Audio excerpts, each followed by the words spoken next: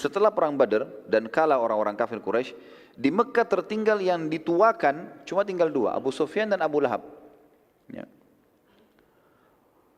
Maka penduduk banyak sekali yang menghormati Abu Sufyan karena dianggap dia orang yang memiliki suara yang keras, hartanya banyak dan mengalahkan Abu Lahab. Dan Abu Lahab punya kisah sendiri nanti. Abu Lahab sudah mati.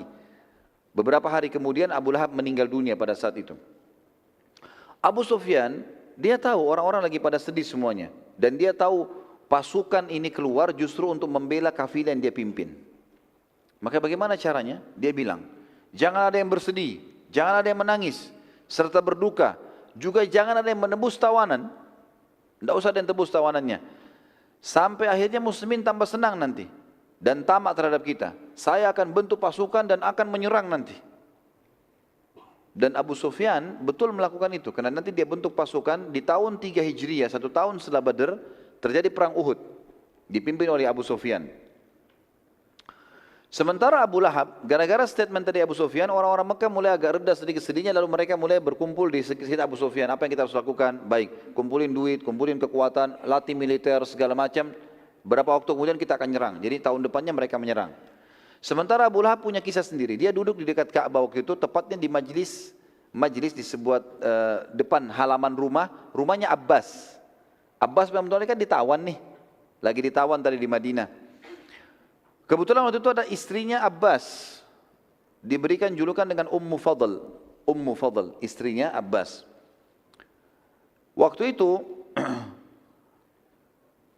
Abu Lahab sengaja datang ke majelis itu, di depan halaman rumahnya Abbas, ada tempat duduk dan dia tahu Abbas juga termasuk berita ditawan. Dia mau dapat informasi dari istrinya Abbas. Apa sih sebenarnya benar terjadi? Benar enggak mati pemimpin Quraisy? Saya masih belum percaya gitu. Lalu kemudian datang dia Abu Lahab ke majelisnya, karena Abu Lahab dengan Abbas kan saudara, pamannya Nabi dua-dua ya. Jadi ini dia datang ke rumah adiknya Abbas, dan dia sedang bertemu dengan istrinya Abbas, berarti adik iparnya dia. Di sekitar majelis tersebut ada seorang yang sedang menjelaskan kejadian perang Badar, dan pada mereka pada Ummu Fadl dengan beberapa teman keluarganya lagi duduk. Dan orang ini kebetulan ikut waktu itu perang Badar. Jadi dia menceritakan begini terjadi, begini terjadi, begini terbunuhnya, begini terbunuh, diceritakan semua sama gamblang.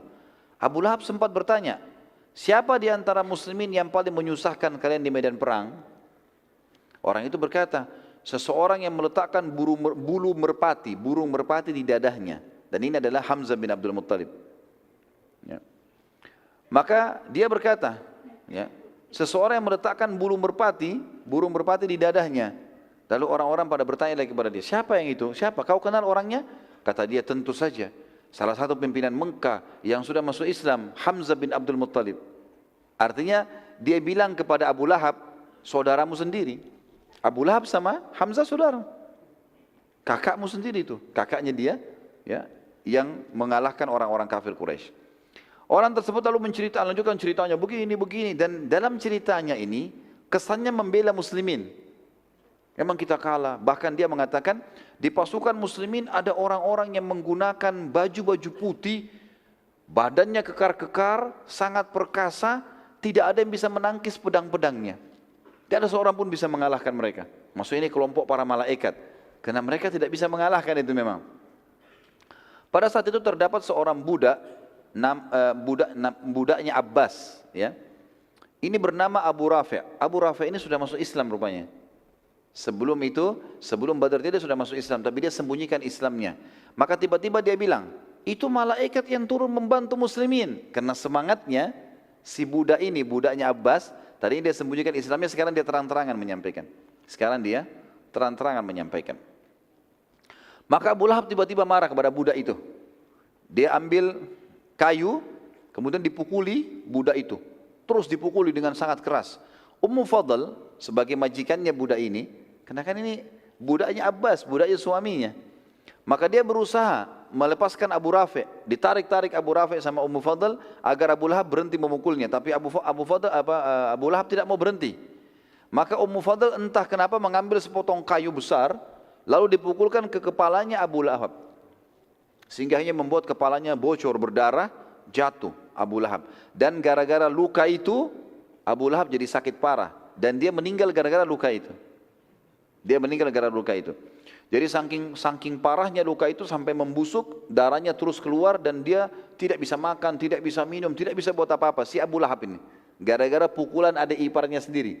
Dan ini disebabkan karena dia mau memukul budak muslim tadi.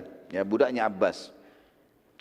Akhirnya dia ditimpa penyakit yang membuat semua orang menjauh dari dia karena menular dan berbau busuk. Lukanya membusuk, kulitnya semua rusak dan setiap orang yang mendekati tersebar berita ini akan menular. Maka tidak ada yang berani dekati, termasuk anak-anaknya sendiri tidak ada yang mau mendekat. Ya. Akhirnya 2 hari setelah kasus perang Badar, ini tentu riwayat lain ya, riwayat lain ada yang menyebutkan sepekan. 2 hari riwayat pertama, yang lainnya mengatakan sepekan setelah perang Badar dan luka di kepala Abu Lahab pun mati dalam kondisi sangat mengenaskan. Semuanya badannya berwarna hitam, busuk kan gitu, sampai tidak seorang pun mau mendekatinya, termasuk anak-anaknya sendiri tidak ada yang mau memandikan jenazahnya karena khawatir tertular. Maka anak-anak Abu Lahab melakukan satu inisiatif, jadi dia meninggal di kamar tidurnya, maka mereka melempari batu kamar tidur itu sampai penuh dari jauh, dan mereka tidak lagi mau memakai rumah itu. Mereka tidak mau lagi memakai rumah itu. Anak-anaknya sendiri Abu Lahab. Dan akhirnya dia mati dalam keadaan terhina seperti ini.